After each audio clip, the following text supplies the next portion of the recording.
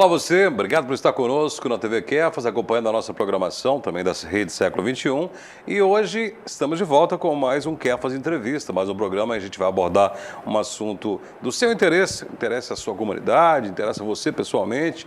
E hoje nós estaremos aqui abordando um assunto, mais uma vez, de evangelização. Recentemente tivemos aqui uma representante do Instituto de Missionários Leigos que esteve durante 3 anos na região do Amazonas, numa missão evangelizadora. E hoje nós estamos aqui com mais uma serva de Deus que está ainda nessa missão evangelizadora, numa região onde tem comunidades de difícil acesso, não só na questão de locomoção, mas também na questão da própria evangelização, de espiritualidade. Estamos aqui com a irmã Célia, é a nossa convidada de hoje, ela que tem uma missão muito importante desenvolvida lá no Acre, e ela é a nossa convidada de hoje. Irmã Célia, muito obrigado por estar conosco aqui no Kefas Entrevista. Eu que agradeço, bom dia a todos, de uma forma especial, todos que eu conheço daqui da região, e é um prazer estar aqui. Pois é, apesar de estar lá, a gente vai falar mais sobre ela e essa missão evangelizadora dela lá no Acre, mas ela já passou por governador Valadares, ela tem experiências aqui na nossa região e é exatamente esse o papel dela, né? De não fixar a residência por muito tempo em um lugar, né? Porque tem uma missão evangelizadora acima de tudo, né? Mas ela não é de governador Valadares, a irmã Célia é de que região? Eu sou natural de Caputira, sempre criada no interior, mas a referência é Caputira.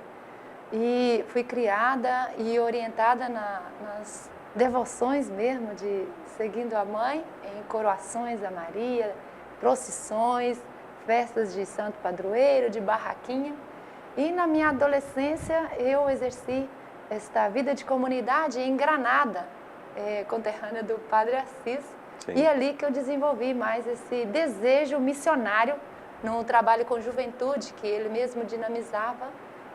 Depois da sua ordenação, isso foi calando mais forte e resolvi atender o convite de conhecer as irmãs dominicanas da Anunciata em Belo Horizonte, a convite dele.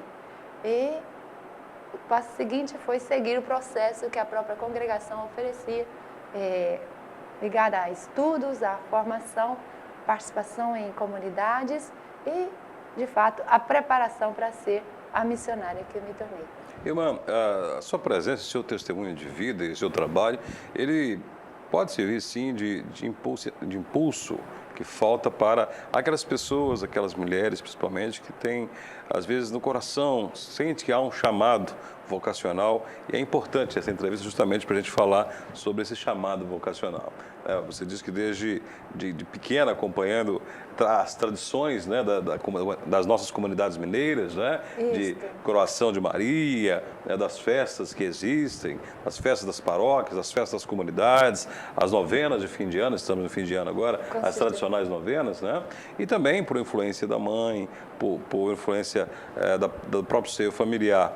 Mas o que realmente levou a irmã, uma coisa é acompanhar a família, acompanhar as missas, outra coisa é decidir-se por viver uma vida toda religiosa. Como foi esse chamado? O que influenciou mais essa decisão de seguir na vida religiosa?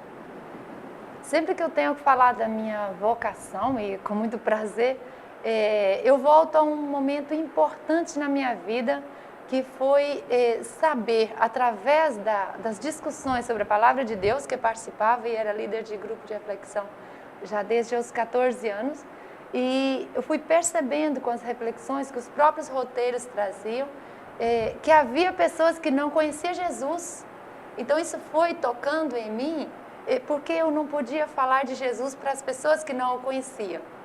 E uma vez, no encontro com umas senhoras que diziam que a vida tinha que aproveitar porque aqui morreu e acabou. Então, eu não acreditava que a vida era só aqui. Então, parecia que faltava Jesus na vida dessas pessoas. Eu era apenas adolescente, mas não sabia o que Deus queria de mim. Então, penso que foi daí, passo para dar ou buscar algo diferente, mesmo não sabendo ou tendo clareza do que Deus queria de mim. Porque isso só ao longo da vida que a gente vai esclarecendo, afirmando e realmente, de fato, né, concretizando ser esta a vontade de Deus para a vida da gente. E quando foi, em que idade que foi essa busca, né, por uma congregação, por realmente se efetivar na vida religiosa? Que momento que foi e como foi essa notícia da família? E eu tenho fortemente a influência do Padre Assis, que estudou com uma das irmãs desta congregação e conhecia o carisma missionário, e por isso valorizava muito. Então ele convidou minha irmã acima de mim. Sim. Ela foi primeiro a Belo Horizonte, participou do encontro, conheceu as irmãs e ela mesma que disse que sua irmã, que sou eu, tinha mais vocação que ela e que a levaria no próximo encontro. E assim foi, sem eu saber de nada, já tinha marcado. Eu tinha 17 anos e fui conhecer as irmãs, junto com minha irmã. Depois entramos no ano seguinte, iniciamos os estudos, ela decidiu sair e viu que não era o seu lugar. Eu decidi ficar porque não sabia ainda se aquele era ou não o meu lugar. Ainda como experiência, continuei. Interessante a gente acompanhar todo esse processo, porque muitas vezes as pessoas sentem que têm vocação, sentem que têm um chamado e sempre há dificuldade e sempre há dúvidas, né? Dúvida. Ela está há algum tempo já nessa vida religiosa, mas mesmo aceitando, mesmo indo para os estudos, ela ainda sentia a dúvida e foi esperando o momento certo para desanuviar todas essas dúvidas e seguir por esse caminho vocacionado, esse caminho religioso. E ainda no programa de hoje nós vamos falar sobre essa missão, porque ela faz parte de uma congregação e trabalha em uma missão muito importante, não só uma missão religiosa de evangelização, mas uma missão social também e humanitária. A gente vai conhecer um pouco mais do trabalho da irmã Célia e isso é importante dizer que é um trabalho feito por ela e por toda uma congregação e por várias pessoas que estão dedicando a sua vida justamente para ajudar as pessoas. E a gente fala sobre essa dúvida, né? A dúvida surgiu ali. Quando essa dúvida passou? Essa dúvida foi passando na medida que foi afirmando que aquele era o meu caminho. E eu digo uma coisa muito importante, que até então eu pensava que para ser irmã tinha que ser aquela pessoa que parece que sempre foi já destinada para isso, que o anjo tinha dito. Eu pensei, a minha ideia de irmã era só santidade, anjinho, e foi justamente isso, convivendo com as irmãs, vendo as dificuldades vencidas através do diálogo, da oração, da partilha de experiência. Então, eu vi que era possível porque eu me sentia muito humana para ser santa. Então, eu disse assim, bom, se tem possibilidade de resolver os problemas sendo irmã, então suponho que isso é uma caminhada.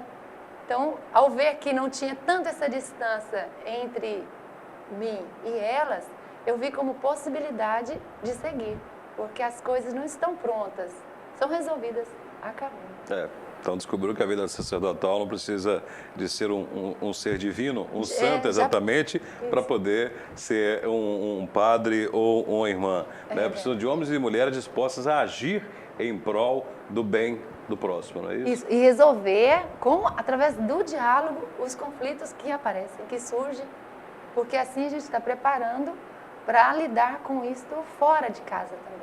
E com certeza deve ter visto muitas pessoas, colegas suas, desistirem no meio do caminho e muitas outras reafirmaram o compromisso também, como a irmã, não é isso? Isso. No primeiro encontro que fomos éramos 19, entramos 9 e chegando ao compromisso definitivo fomos 3. E qual tipo de estudo que é feito? Que tipo de um estudo voltado especificamente para as questões teológicas? Desde que a gente entra, já recebemos pelas próprias irmãs a formação humana e cristã como base para lidar com as relações normais da vida, humana e cristã. E até vencer os estudos normais, porque no meu caso e de outros também não tínhamos nem o ensino médio. Até que conclui tudo isso, a gente recebe a formação interna e participa de alguns cursos fora, seja de Bíblia, espiritualidade, retiros, encontros com outros na nossa caminhada também, de outras congregações, a gente chama de Inter, e a faculdade ficou somente para mais tarde, com preferências nas áreas humanas. A nossa área é a educação, então muitas optam pela pedagogia. Também atendemos se a pessoa tem o talento, o dom para a área da saúde, seria a enfermagem, e também a linha social, de ciências sociais, serviços sociais, assistente social, são estes cursos na área de humanas ou na linha específico da saúde também. O Quer Fazer Entrevista de hoje está conversando com a irmã Célia Ângela de Carvalho, ela que é uma irmã que faz um trabalho missionário muito importante. A gente ainda não entrou nesse trabalho efetivo missionário que ela realiza numa região bastante distante da gente, né, com várias dificuldades. Então a gente vai falar ainda sobre isso, principalmente nos próximos blocos, porque é um trabalho que merece realmente nós contarmos como que é difícil, mas como que a perseverança e o amor ao próximo vencem as barreiras. No próximo bloco voltaremos com mais informações, com muito mais detalhes sobre essa vida de religiosa, de missionária da irmã Célia aqui no nosso Quer Fazer Entrevista. Eu volto já.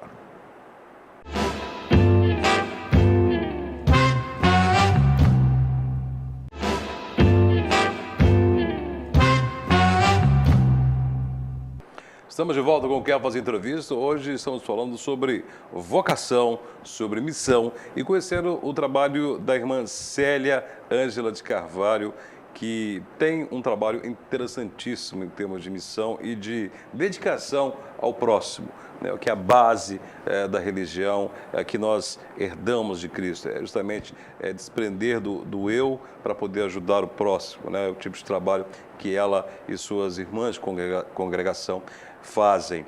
Conhecemos um pouco da história dela, sobre o seu despertar vocacional, conhecemos toda a base de estudo de convivência, de exemplos que serviram para que ela decidisse, não, eu vou seguir essa vida vocacionada, eu vou seguir essa vida religiosa. E agora a gente passa para o passo importante, que é a questão das missões evangelizadoras que tem a congregação, né?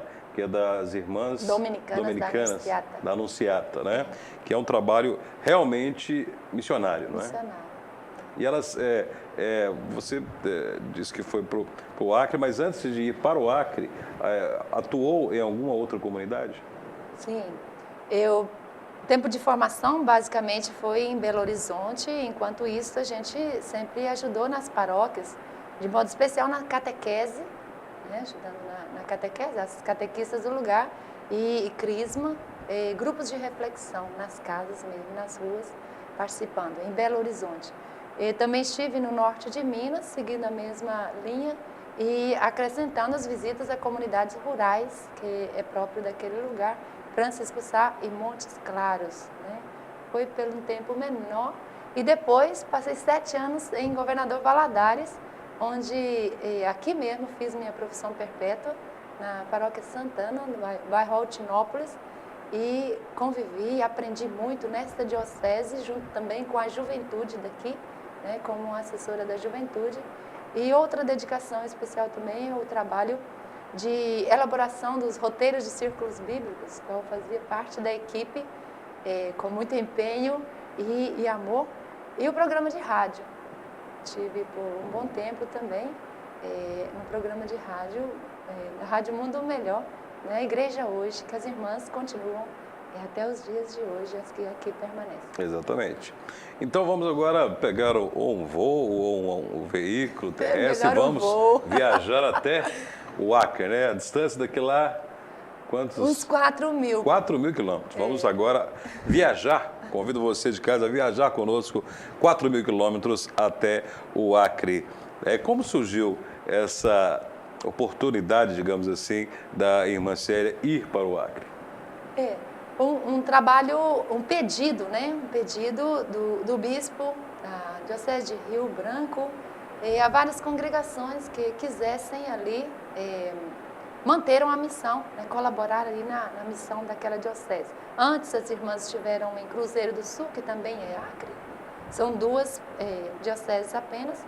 E o próprio bispo de Cruzeiro disse que na diocese de Rio Branco precisava mais que na de Cruzeiro do Sul. Ele mesmo foi generoso, né, em sugerir, e então foram dados os passos para que isso acontecesse. Então, primeiro fiz um curso em Brasília de 1 mês, que prepara os missionários para ir, e muitas coisas, né? Até mesmo a cultura, para que a gente não chegue tão assim ao ar, né? Sem saber daquele povo e quem é que está lá. São os nossos companheiros de missão. Pois é, mano. Apesar de ir para a capital, Rio Branco, né? Certamente é muito diferente a cultura, a questão socioeconômica de Governador Valadares, por exemplo, né? Então não deixe de ter um choque, né, cultural, um choque humano acima de tudo, né? E como que foi a chegada lá? Foi diferente? Houve estranhamento? Como que foi a sua chegada lá?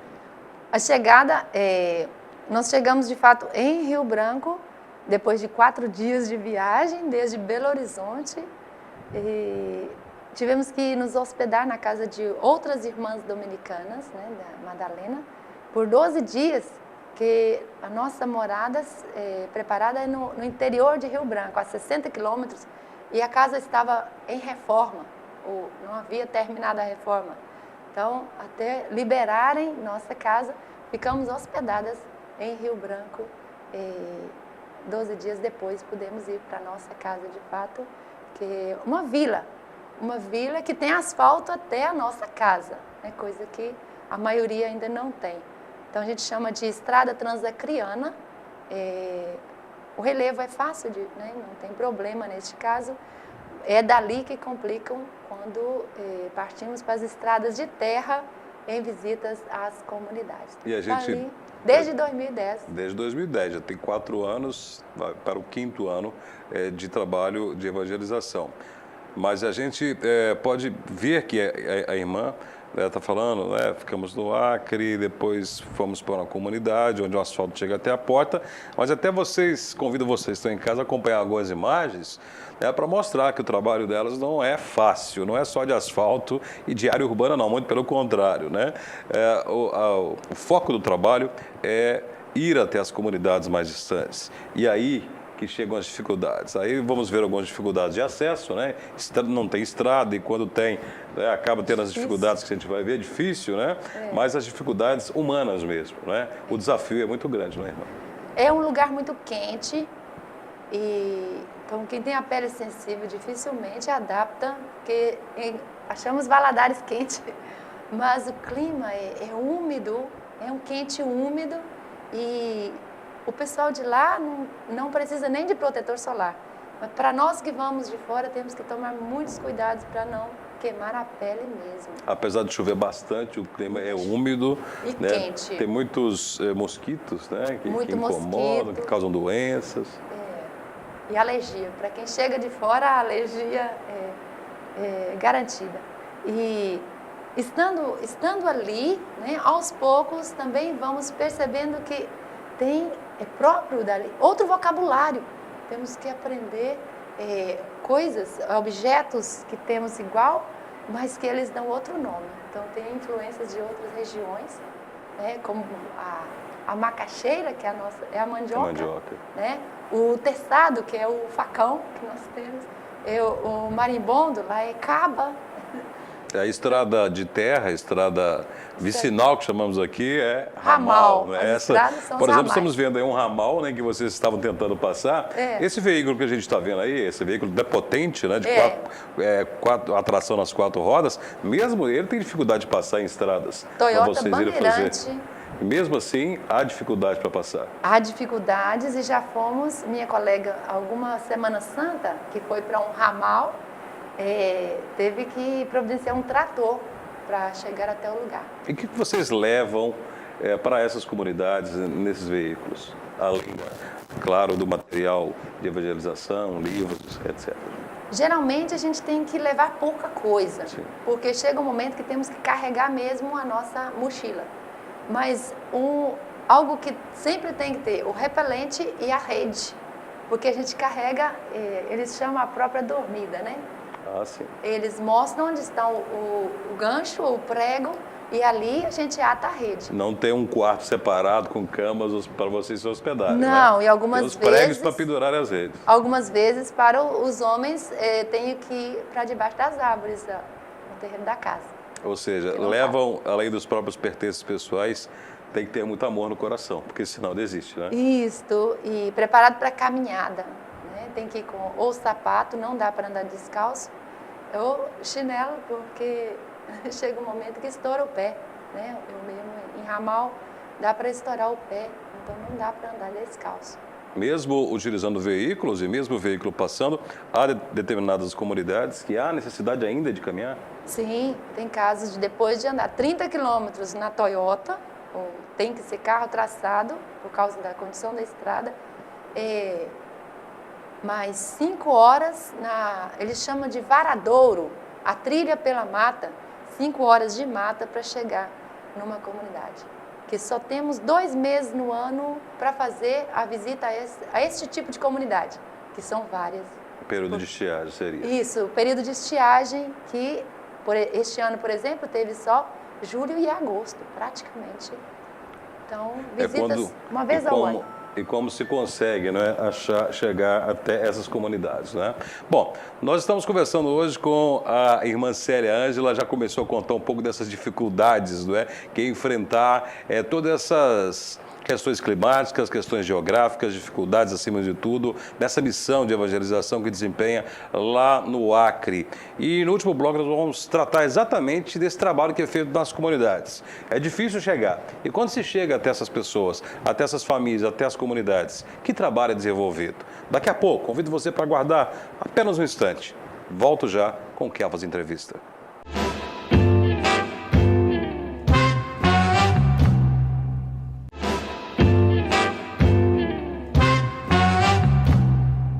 Estamos de volta com o Kefas Entrevista. Hoje nós estamos conversando com a irmã Célia Ângela, que é das Irmãs Dominicanas, ela da Anunciata, que faz um trabalho evangelizador de missão muito importante. Conhecemos um pouco do trabalho dela, da vocação dela, e no último bloco já começamos a conversar sobre o trabalho que ela desenvolve no Acre, em Rio Branco e principalmente no interior do Acre, uma dificuldade imensa de chegar até os povoados, onde muitas delas não têm igreja, não tem paróquia, não tem sacerdote, não tem padre, e os leigos, muitas vezes, são preparados para atender aquelas comunidades, e esses leigos são preparados justamente pelas irmãs e pelos evangelizadores que ali passam. Bom, depois de todas as dificuldades, né? Caminhada, carro agarrando, mosquito, dor, preocupação, chuva, sol, calor, chega até a comunidade. Né? Que tipo de trabalho é feito? Primeiro, programando a ida, tem que avisar pelo rádio. Não há como comunicar por telefone. Não tem nem como celular. Tem que vir à capital, colocar na rádio a difusora, o Eco Acre FM, para que eles escutem. Lá é o momento que todos, inclusive se fulano estava no hospital e já está melhor, tudo é pela rádio que avisa. Então a gente comunica o dia que está indo, o horário, eles se reúnem, vindo também distante, naquele local onde está marcado. Ali, geralmente, quando é a missão organizada, vai um padre da cidade com a gente. Por isso acontece sempre em dias de semana. Sim. Então, eles se reúnem. Quando tem crianças ou maiores, ainda que seja abaixo dos 10 anos, para batizar, aí o padre mesmo realiza o batizado ao longo da missa. E aqueles que estão maiores, a gente deixa algum material para que um deles vayam preparando para mais tarde podermos realizar o sacramento da crisma, para a gente incentivar, né, alguma formação, dado que não tem como exigir que participem. Eles se reúnem uma vez ou outra, não tem condições de estar reunindo sempre. Então, quando providenciamos algum material e alguém sabe ler, isso favorece sua preparação para confirmar este batismo. Quanto aos casamentos, não é comum, não faz parte da cultura, poucos se casam, né? A maioria se juntam e formam outra família, e no próximo ano a gente costuma já ter os próximos batizados daqueles que a gente encontrou no ano anterior. Nas comunidades próximo, a gente chama de fácil acesso, que temos 12, das 29, 12 são de fácil acesso. A gente já trabalha mais a formação, o incentivo à participação na comunidade, dando a importância, né, de ser um membro ativo. E quando a coordenadora ou o coordenador da comunidade, que são leigos, dizem que tem um grupo preparado, nós mesmos realizamos o sacramento do batismo. Nós, irmãs, temos a liberação pelo próprio bispo, dada pelo próprio bispo, para realizar o sacramento do batismo nas comunidades. Quando a gente encontra um padre disponível, a gente convida e eles também fazem, nos ajudam, colaboram na missão. Mas a responsabilidade é nossa, das irmãs. A comunidade das irmãs assumiu essa área de evangelização, que compreende uns 200 quilômetros. Tem lugares que ainda não chegamos, sobretudo na reserva Chico Mendes e seringais, chamados assim, né? As famílias moram dentro mesmo das matas e tem lugares que não chegamos ainda nem para a visita.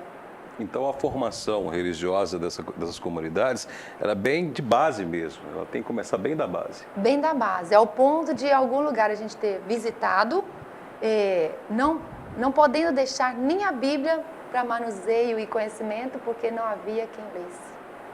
Então, nos inícios encontramos e hoje já podemos deixar, porque as crianças que estavam indo 2 horas por dia de caminhada até a próxima escola, eles já sabem ler. Então, pelo menos que estes adolescentes façam a leitura. Então, disse e digo sempre, nós agradecemos quando encontramos quem saiba ler nesses lugares mais distantes. Que os adultos não tiveram essa oportunidade e não podemos contar com isso.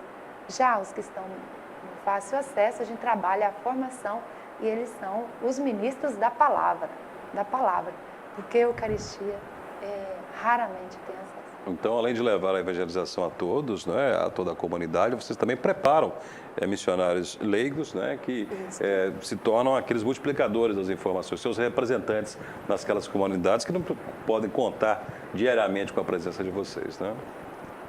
É impressionante. Se temos que dizer como aquele povo mantém viva a fé, ali, nas dificuldades, às vezes só a leitura da palavra de Deus, ou por ter escutado no rádio, que temos um programa que favorece, né, com o Evangelho de cada dia, e são pessoas que não foram preparadas o suficiente. É aí que constatamos como o Espírito sopra onde quer, e é o mesmo Deus que está ali, e que faz com que essas pessoas humildes, simples, demonstrem tanta sabedoria em explicar para outros a palavra de Deus. Nós mesmos aprendemos sempre. Isso é o que temos que dizer. Então, irmã Célia, tanta dificuldade, com tanto problema, com tanta dificuldade de acesso, dificuldade emocional, espiritual, dificuldade física, com tanta dor, calor, o que motiva a irmã Célia a continuar nessa missão, a continuar levando a palavra de Deus e enfrentando todos esses desafios?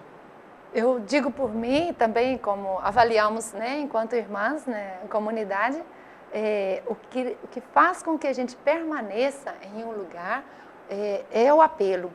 A gente entende direitinho o evangelho do bom pastor, que ele olhava, aquelas pessoas estavam como ovelhas sem pastor. Então não tem como o coração ficar quieto no lugar. Então, o amor, o carinho e a acolhida que este povo tem para conosco, isso nos dá essa força que talvez falte de outros lados, não tem nem acesso à comunicação onde nós moramos, mas o que impulsiona e que faz com que a gente permaneça é justamente esse apelo daqueles que estão caminhando conosco e saber que quem é que vai seguir depois. Né? Virão outros, certamente, mas ainda somos poucos, porque são muitas comunidades que não têm a presença nem do leigo missionário junto a eles, para ler a palavra de Deus, para rezar com eles, para celebrar a vida de fé uma vez ao ano. Então, quando permanecemos, é justamente por perceber esta sede de Deus que há em muitas famílias, em muitos corações.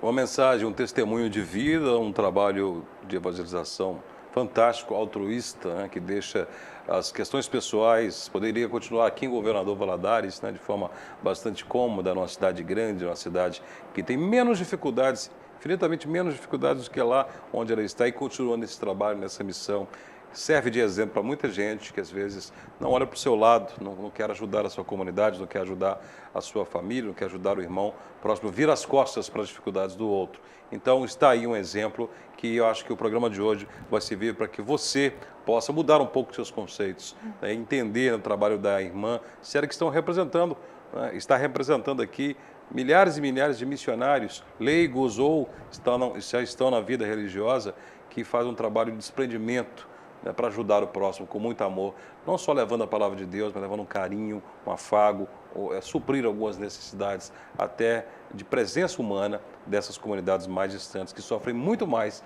do que a gente. Irmã Célia, muito obrigado por ter estado aqui no Kefas Entrevista. Eu sei que vai visitar a família agora na região lá de Granada, região de Caputira, né? Leve o nosso abraço e que Deus a abençoe nessa missão, que é uma missão muito bonita e deixa um exemplo muito grande para a gente. Amém. Eu que agradeço e deixo o convite aí, outros jovens que queiram conhecer, né, a nossa Igreja Católica neste Brasil que é muito grande. Falta gente para trabalhar na messe, né? Então assumir esse batismo, o compromisso que todos nós recebemos é um compromisso de todos nós e que nós esperamos que surja aí, né, também este desejo, esse anseio de maior seriedade com a missão evangelizadora nos corações, sobretudo dos nossos jovens, mas também dos que já são padres religiosos que queiram também afirmar mais ainda esta vida de união com Deus e com os irmãos mais distantes. A você que acompanhou o nosso programa, eu agradeço imensamente por estarem conosco e convido para acompanhar até o nosso próximo programa, sempre com assunto, com um convidado que leva alguma informação que impacta na sua vida, que interessa a sua vida, a sua comunidade. Kefas Entrevista volta amanhã. Continue com a programação da TV Kefas e da Rede Século XXI. Fiquem com Deus.